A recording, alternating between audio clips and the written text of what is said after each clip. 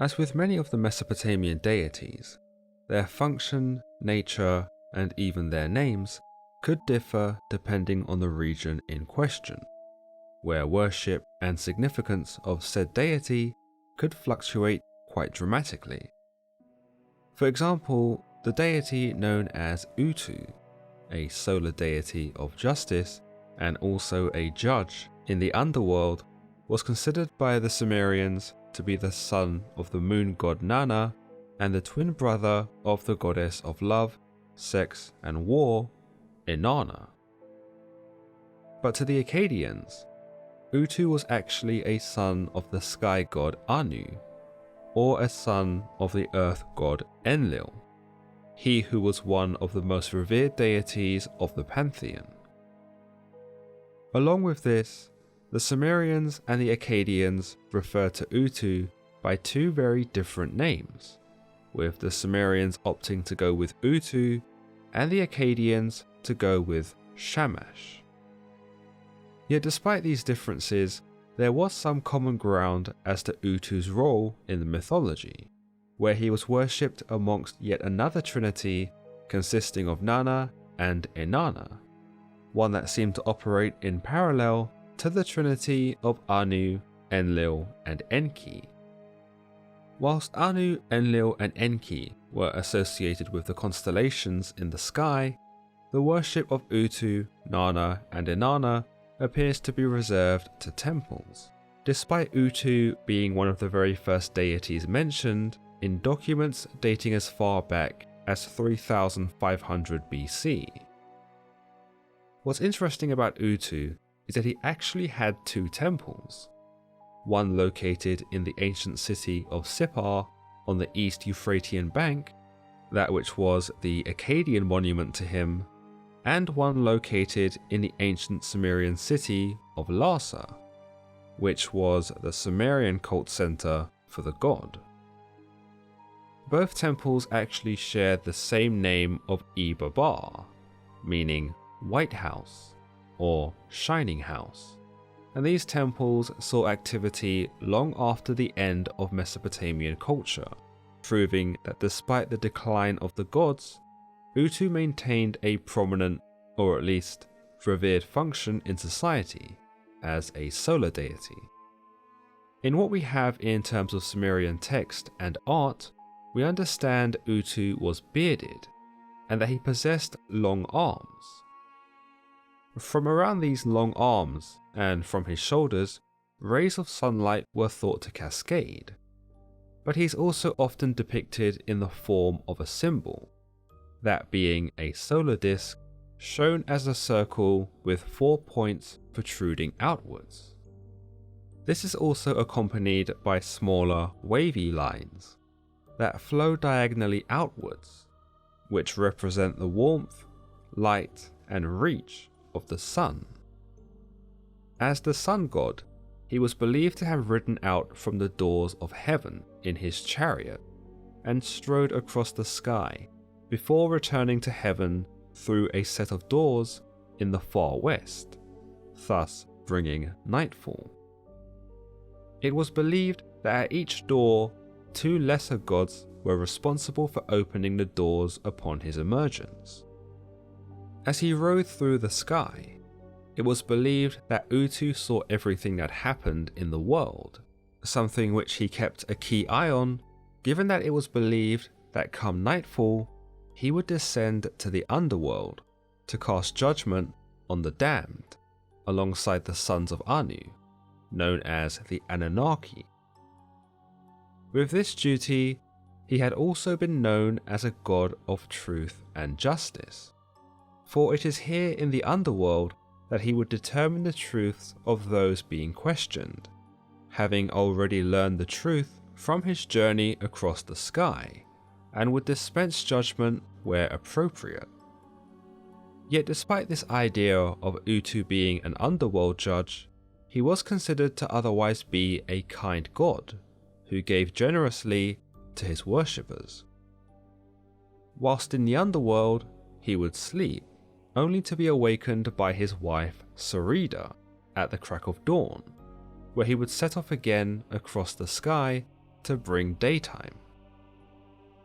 With this idea, Utu's function was paramount in terms of survival for humanity, when you consider that he was responsible for bringing the rise of the sun. Yet he was also a determinant of their fate when they died, suggesting that Utu was indeed a very integral part in the lives and deaths of humans. We see him take something of an interest in human affairs, most notably in the mythologies, where he also plays a role in the flood story. After Enlil has flooded the earth, and after Enki has hidden the hero Utnapishtim from the onslaught, Utnapishtim sees Utu flying by, and thus knows it is safe to emerge. With this, he kneels to Utu and prostrates before him, where he goes on to sacrifice a sheep and an ox in appreciation of the sun god. Meanwhile, in the Sumerian poem of Gilgamesh and Huwawa, we see the hero Gilgamesh ask Utu to assist him on his journey to the Cedar Mountain in his quest for fame. Because the mountain was located in the far east, where Utu rose in the morning, it was believed by Gilgamesh that this mountain was associated with him, and so who better to help him get there? But Utu, despite his known generosity to the humans, was unwilling to aid the hero, showing us that much like the other gods of the pantheon, it was not above Utu to reject the whims of the humans if their requests did not suit his mood.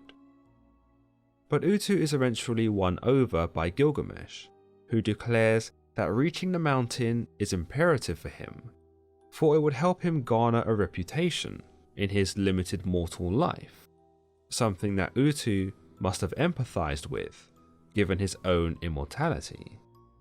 He decides to help Gilgamesh after all, where upon reaching the Cedar Mountain, even helps Gilgamesh defeat the ogre Huwawa, who lived there. Yet in the Epic of Gilgamesh, the Babylonian Standard Account, which also features this tale, the Cedar Mountain is located in the northwest, and of course in this account, Utu is referred to as Shamash.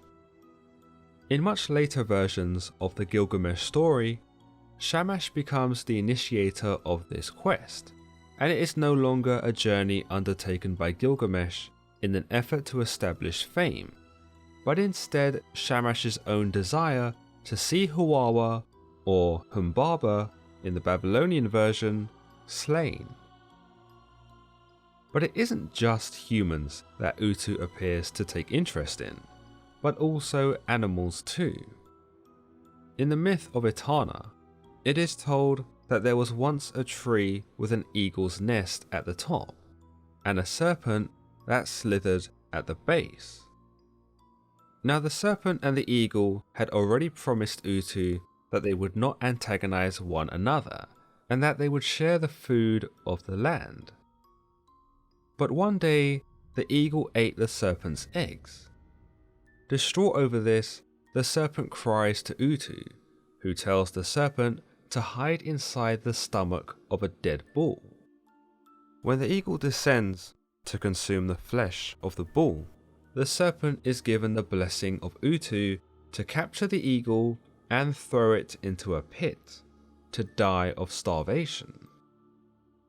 In this, Utu serves much as he does in the underworld, a judge. He deems the transgressions of the eagle to be punishable, and elects the serpent to carry out the punishment. Yet he is seen to still be a generous and merciful god, for after the eagle has been cast into this pit, Utu sends the hero Etana to rescue the eagle. Interestingly, the eagle later helps Etana reach the heavens to acquire the plant of birth, that which he uses to help facilitate the conceiving of a child. The elements of a bird and a serpent are also carried over into another story featuring Utu's sister Inanna, known as Inanna and the Hulupu tree. Here we see the goddess plant a tree in her patron city of Uruk, for which she plans to nurture with the intention of using its wood to make herself a throne. But in the years taken to care for the tree, a snake was able to build a nest in its roots, whilst a bird was able to make its home in the branches. Coincidentally, an evil spirit known as a Lelutu was also able to claim the tree as its home, and burrowed itself deep within the center of the bark. When Inanna learned of the presence of these inhabitants, she became very upset and cried all night until dawn. When dawn came, she noticed Utu soaring across the sky as he began his journey from the east to the west. Hoping he would help her in her predicament, she called out to him and told him of the unwanted guests in her tree. But Utu was far less sympathetic than he's appeared in the previous tales we've spoken about, and here he puts his duty first and tells her that there is nothing he can do, for he must complete the journey to once again bring nightfall. Furthermore, he indicates that even if he could stop, he probably wouldn't have, because this clearly wasn't something he really cared about. So Inanna turns to Gilgamesh for help, who kills the snake, scares off the bird, and banishes the evil Lelutu spirit. Afterwards, he even cuts the wood from the tree and presents it to Inanna so she could have her throne.